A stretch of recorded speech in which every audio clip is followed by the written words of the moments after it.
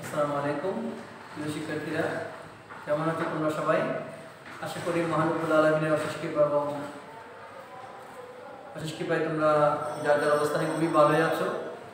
যদিও এখন ভয়াবহ মহামারী বিরাজ করছে, তারপরে তোমরা যার যার অবস্থানে সুস্থ এবং সুন্দরভাবে এই কাল যাপন করছো। আমিও আল্লাহর মেহেরবানি এবং তোমাদের দোয়াতে ভালো আছি আলহামদুলিল্লাহ। এবং সেই ভালো থাকার সুবাদে আজকে তোমাদের অর্থাৎ আগ্রহ বালিকা বিদ্যালয়ের নবম শ্রেণীর শিক্ষার্থীদের ইসলাম ও শিক্ষা বিষয়ের অনেক ক্লাসে আমি হাজির হয়েছি। তো কথা আর বেশি বাড়াবো না। তো আমি এই ইতিমধ্যেই এই নবম শ্রেণীর ইসলাম ও শিক্ষা বিষয়ের গত ক্লাসে তৃতীয় অধ্যায়ের পাঠ 7 অর্থাৎ ইলম শিক্ষা নিয়ে আলোচনা করেছি, জ্ঞান এটা নিয়ে আলোচনা করেছি। আশা করি তোমরা সেটা খুবই মনোযোগ সহকারে উপভোগ করেছো ক্লাসটি। আজকে এই শিক্ষাটা যারা গ্রহণ করে তাদেরকে কি বলা হয় এবং ওই গুণ সম্বলিত অর্থাৎ এক কথায় শিক্ষার্থীদের বৈশিষ্ট্য কেমন হওয়া উচিত সেই ব্যাপারে আমরা আলোচনা করব। যেহেতু তোমরা সবাই শিক্ষার্থী, তোমাদের জীবনে এই টপিকসটা খুবই ইম্পর্টেন্ট। কারণ শুধু এই মেধা থাকলে হয় না একজন শিক্ষার্থী। অনেক সময় দেখা যায় অনেক মেধা সম্পন্ন শিক্ষার্থী, কিন্তু হঠাৎ করে এক সময় সে শিক্ষা থেকে জড়ে গেছে, অথবা যে কোনো তার একটা খারাপ গুণের কারণেই সে ওই জায়গা থেকে ছিটকে পড়েছে। তাই শিক্ষার্থীদের শুধু মেধাবী হলে হবে না, এই সব দিক দিয়ে তার ইতিবাচক এই কিছু গুণ বা বৈশিষ্ট্য তার মধ্যে থাকতে হবে। সেই গুণ নিয়েই মূলত আজকে আমরা আলোচনা করব। কারণ একজন মেধাবী হলেই কেবল শিক্ষার্থী হিসেবে দাবি করা যায় না, শিক্ষার্থীর অনেক বৈশিষ্ট্য আছে।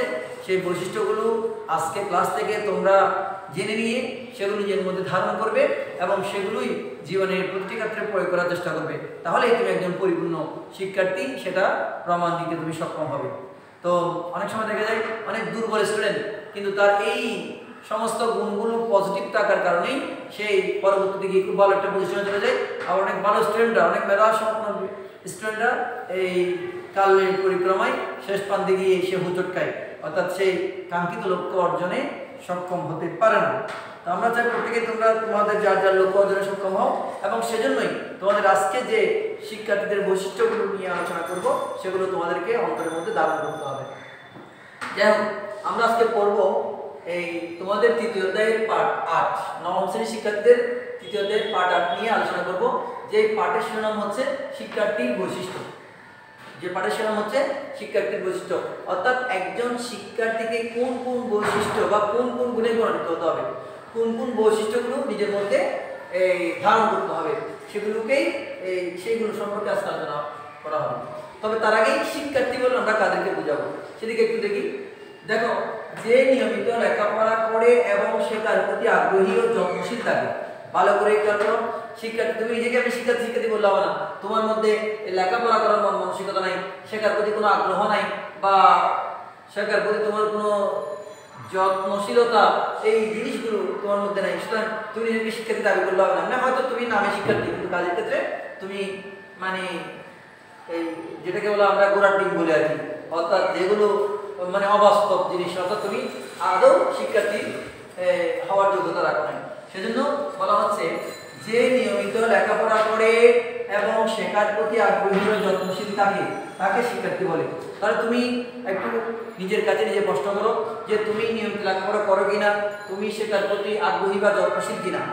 যদি এইগুলো এরকম হোক তাহলে তবে তুমি শিক্ষার্থী হওয়ার যোগ্যতা অর্জন করেছো। এখন শিক্ষার্থী তুমি যেহেতু হয়ে গেছো, মনে করলাম এই গুণগুলো, তুমি নিয়মিত লেখাপড়াও করো এবং শেখার প্রতি আগ্রহী এবং যত্নশীল, তবেই তুমি শিক্ষার্থী হয়েছো। এখন যেহেতু তুমি শিক্ষার্থী হয়েছ, সেই শিক্ষার্থী হিসেবে তোমাকে কিছু বৈশিষ্ট্যকে ধারণ করতে হবে, কিছু গুণগুলো তুমি নিজের মধ্যে অর্জন করতে হবে। তো সেগুলোই আমি এখন ধারাবাহিকভাবে মোটামুটি বলার চেষ্টা করব। আশা করি তোমরা মনোযোগ দিয়ে শুনবে এবং সেগুলো নিজের জীবনে বাস্তবায়ন করার চেষ্টা করবে। 1 নম্বর, শিক্ষার্থী মানেই শিক্ষকগণের আদেশ নিষেধ মেনে চলতে হবে। অর্থাৎ আমি শিক্ষার্থী, আমার টিচাররা আমাকে যে আদেশ দেন, যে ব্যাপার নিষেধ করেন, সেগুলো আমাদেরকে মেনে চলতে হবে। অর্থাৎ শিক্ষকের আদেশ পালন করতে হবে, শিক্ষকের নিষেধ যে বিষয় নিষেধ করেছে সেগুলো থেকে বিরত রাখতে হবে। তাহলে 1 নম্বর বৈশিষ্ট্য হচ্ছে শিক্ষকগণের আদেশ নিষেধ কি করতে হবে? মেনে চলতে হবে, মেনে চলা। 2 নম্বর বৈশিষ্ট্য, সাক্ষাৎ হলে বিনয়ের সাথে সালাম দিয়ে তাদের খোঁজ খবর নেওয়া। আমরা অনেক সময় দেখি, মনে করো তোমাদের কথা কি বলবো, আমাদের অনেক এক্স স্টুডেন্টরা যাকে আমরা এই সিডি এর বিভিন্ন রোডেই দেখি, রাস্তায় দেখি বা বিভিন্ন জায়গায় দেখা হয়, কিন্তু তারা অনেক সময় আমাদেরকে দেখেই মানে গার বাঁকা করে অন্যদিকে চলে যায়, মনে করে মানে মনে হচ্ছে যেন সে আমাকে জীবনে কখনো দেখেই নাই বা আমাকে চিনে না এরকম। অথচ সে একটু আমাকে সালাম দিয়ে আমাকে মানে একটু কথা বললেই হয়ে যেত, কিন্তু যখন আমি তার এটা লক্ষ্য করলাম যে আমাকে দেখেও না দেখার বান করেছে, তখন স্বাভাবিকভাবে আমি হয়তো চাচ্ছি না তাকে কোনো তাকে অভিশাপ দিতে, কিন্তু অন্তরে তো একটু ব্যথা অনুভব করে, তো সেগুলো কিন্তু অনেক সময় অনেকের জীবন ধ্বংসের একটা কারণ হয়ে যায়। তাই তোমাদেরকে বলছি, সাক্ষাৎ হলে বিনয়ের সাথে, শিক্ষককে বেশি কিছু করতে হবে না, টাকা দিয়ে পয়সা দিয়ে সহযোগিতা করতে হবে না। সাক্ষাৎ হলে বিনয়ের সাথে একটু সালাম দিবা এবং জিজ্ঞেস করো, স্যার আপনি কেমন আছেন, ম্যাডাম আপনি কেমন আছেন, আপনার এই পরিবারের বাকি সদস্যরা কেমন আছে। এই জিনিসটা শুনলেই তো ওই শিক্ষকের মনটা বড় হয়ে যায়। আর শিক্ষকের মন তোমার কথার মধ্যে বড় হওয়া মানে তুমি অনেক কিছু অর্জন করে ফেলেছো, যেটা তোমার কোনো লক্ষ কোটি টাকা দিয়ে অর্জন করতে পারবে না। তাই এগুলো যেন মনে হয়, সাক্ষাৎ হলে বিনয়ের সাথে শিক্ষকদেরকে সালাম দিয়ে এবং তাদের খোঁজ খবর নেওয়া। 3, শিক্ষকের দেওয়া শিক্ষা মনোযোগ সহকারে শোনা ও পালন করা। শিক্ষক যে শিক্ষাটা দেন সেটা অবশ্যই, মনে করো আমি এখন ক্লাস নিচ্ছি, এই ক্লাসগুলো তোমাদেরকে এই কথাগুলো তোমাদেরকে মনোযোগ সহকারে শুনতে হবে এবং সেগুলো পালনও করতে হবে, বাস্তব জীবনে সেগুলো পালন করতে হবে। 4, শিক্ষকদের সাথে সর্বদা নম্রভদ্র ও উত্তম আচরণ করা। অনেক সময় আমরা শিক্ষকদের সাথে খুব উগ্র আচরণ করে ফেলি, শিক্ষকদের সাথে মানে এমন আচরণ করি যেগুলো বিয়াদবির পর্যায়ে চলে যায়। খবরদার, কখনোই না। কারণ তুমি যদি মানে গুণ করেও মানে তোমার শিক্ষকের সাথে বিয়াদবি আচরণ করেছ, তাহলে তুমি নিজেকে শেষ করে দিয়েছো। তাই সবসময়, অনেক সময় শিক্ষকদের হয়তো ভুল হতে পারে, কিন্তু এটা তোমরা একেবারে ওইভাবে নিবে না যে তোমারও এর প্রত্যুত্তর করতে হবে। শিক্ষককে ইচ্ছাকৃতভাবে কোনো শিক্ষার্থীর প্রতি খারাপ আচরণ করবেন না। তাই সবসময় শিক্ষকদের প্রতি নম্র, ভদ্র এবং উত্তম আচরণ যেটা সেটাই করবো। তারপর 5, সহপাঠীদের সদ্ভাব, সহপাঠীদের সাথে সদ্ভাব।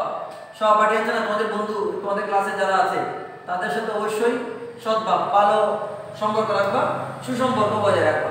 অর্থাৎ সহপাঠীদের সাথে কোনো এই ঝগড়াঝাটি বা মনোমালিন্যতায় কখনো যাবে না। তাদের সাথে সবসময় সদ্ভাব এবং সুসম্পর্ক বজায় রাখবা। বন্ধু কাকে বলা হয়? সবসময় বন্ধুত্বের বাহুডোরে সবাইকে জড়িয়ে রাখবা, একটা ভালোবাসার সম্পর্ক গড়ে তুলবা। এবং সবচেয়ে বড় কথা, একজন শিক্ষার্থীর সবচেয়ে উত্তম আরেকটা বৈশিষ্ট্য হচ্ছে নিয়মিত ক্লাসে উপস্থিত থাকা। শিক্ষার্থীরা কখনোই ক্লাস ফাঁকি দেওয়ার চেষ্টা করে না। তোমরা অনেক সময় ক্লাস ফাঁকি দাও, বন্ধু বান্ধবদের সাথে বেড়াতে উল্টা এক জায়গায় চলে যাও, ক্লাসের নামে এই পার্কে ঘোরাঘুরি করার এই ধরনের ভিন্ন মানসিকতা আমরা লক্ষ্য করেছি ইতিপূর্বে। এগুলো কখনো একজন শিক্ষার্থী বৈশিষ্ট্য করে না, নিয়মিত অবশ্যই ক্লাসে উপস্থিত থাকতে হবে। 7, শ্রেণীকক্ষ বিদ্যালয়ের পরিচ্ছন্নতা রক্ষা করা।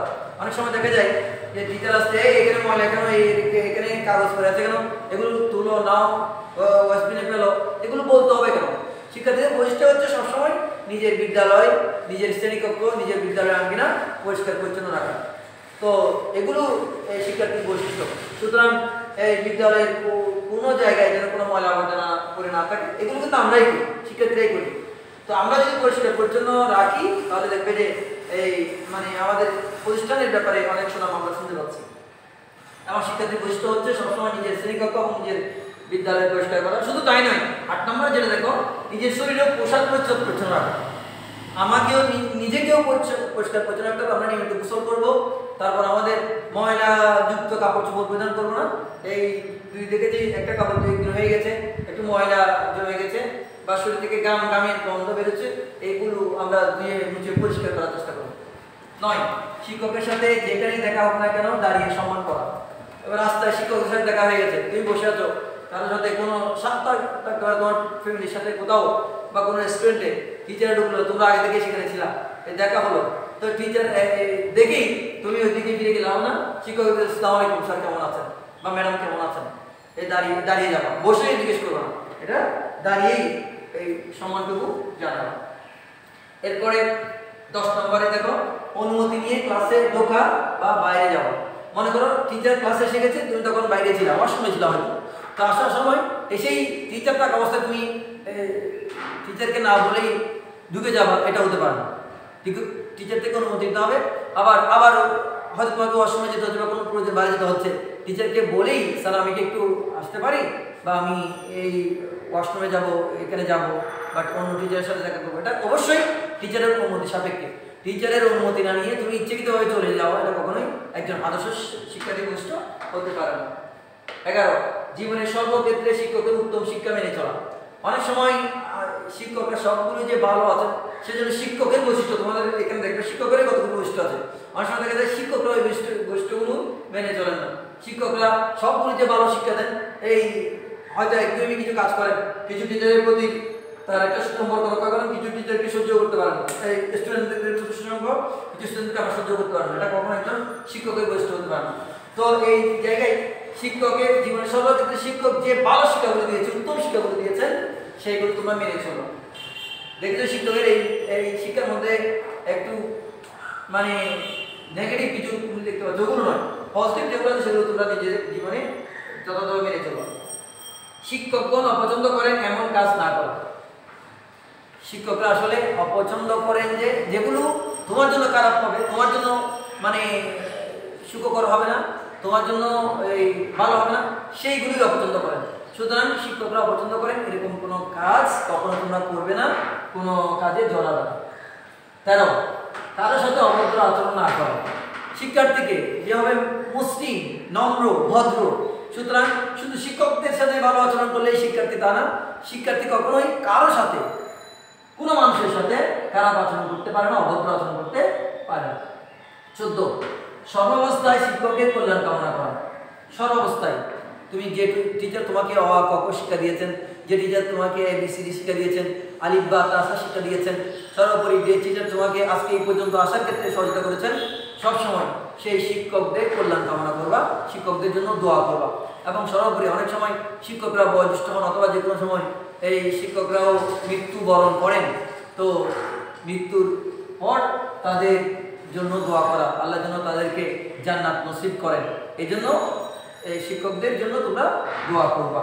এটাও একজন শিক্ষার্থী মানে ভালো বৈশিষ্ট্যগুলোর মধ্যে নতুন একটি বৈশিষ্ট্য। 15 সুশৃঙ্খল জীবনযাপন অভ্যস্ত হওয়া।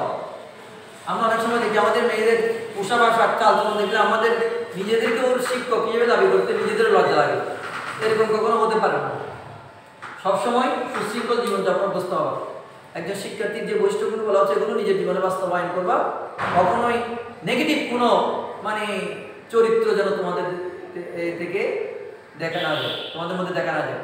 সবসময় সুশৃঙ্খল জীবনযাপন অভ্যস্ত হওয়া, অর্থাৎ যেগুলো মানব চরিত্রের নেগেটিভ সাইড ওগুলো থেকে সবসময় বেঁচে থাকার চেষ্টা করবে।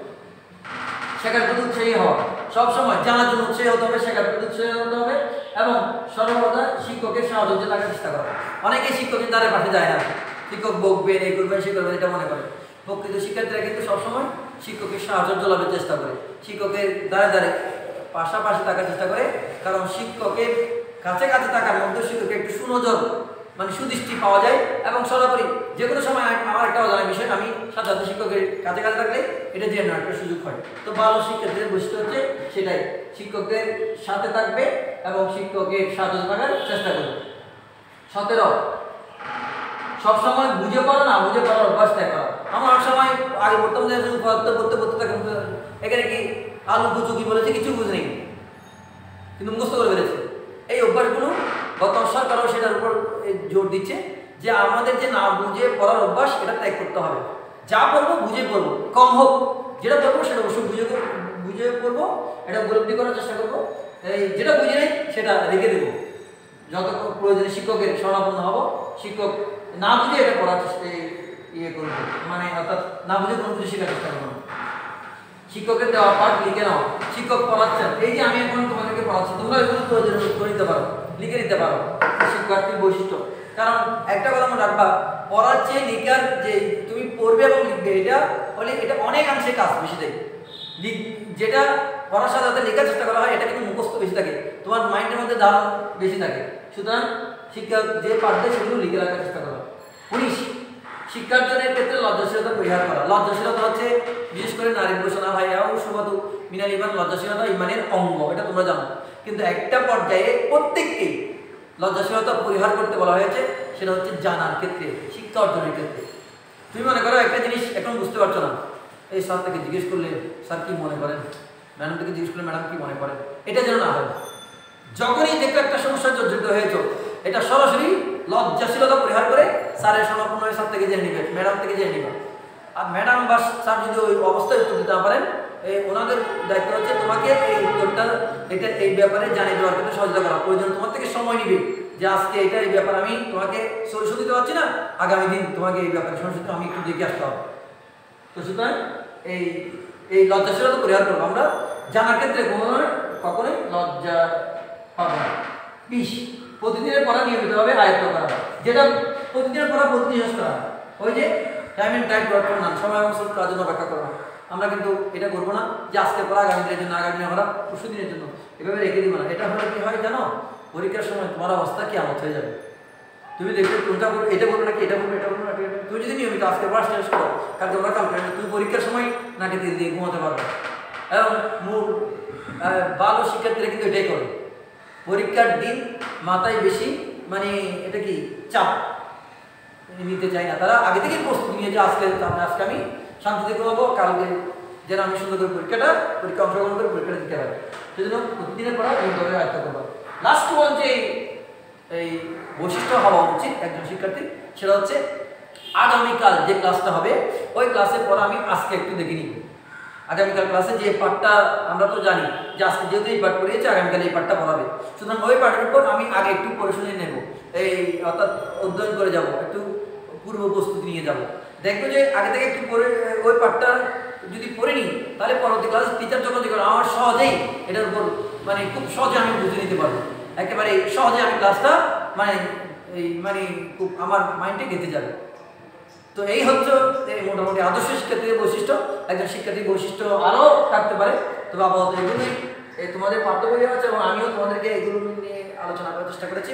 আশা করি তোমরাও সেগুলো জেনেছ, এবং যে কথা আমি বারবারই বলবো, তুমি শিক্ষার্থী তখনই যখন এই বৈশিষ্ট্যগুলো তোমার মধ্যে থাকবে। যদি এগুলো না থাকে তাহলে তোমার নিজেকে শিক্ষার্থী পরিচয় দেওয়ার কোনো অধিকার আছে বলে আমি মনে করি না। তাই সবাই শিক্ষার্থী যেহেতু আদর্শ শিক্ষার্থী হবে, তোমাদের সেই আদর্শ নিয়েই সামনের দিকে এগিয়ে যাবে।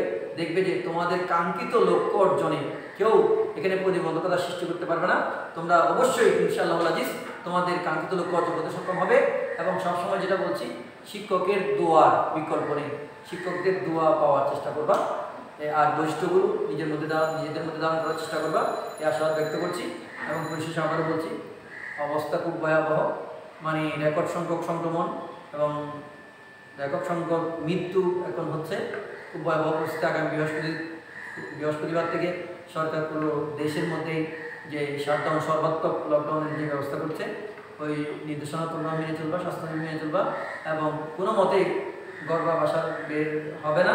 তোমরা যার অবস্থানে খুব ভালো থাকবা। ইনশাআল্লাহ আজিজ আলো একদিন ফুটবেই, আন্ধার একদিন দুর্বৃত হবে। সেই আন্ধার দুর্বৃত হওয়ার এবং আলোর উদয় হওয়ার সেই আশা ব্যক্ত করে তোমাদের সর্বাঙ্গীন সফলতা কামনা করে আজকের মতো আমি এখানে শেষ করছি। খোদা হাফেজ। আসসালামু আলাইকুম ওয়া রাহমাতুল্লাহি ওয়া বারাকাতুহু।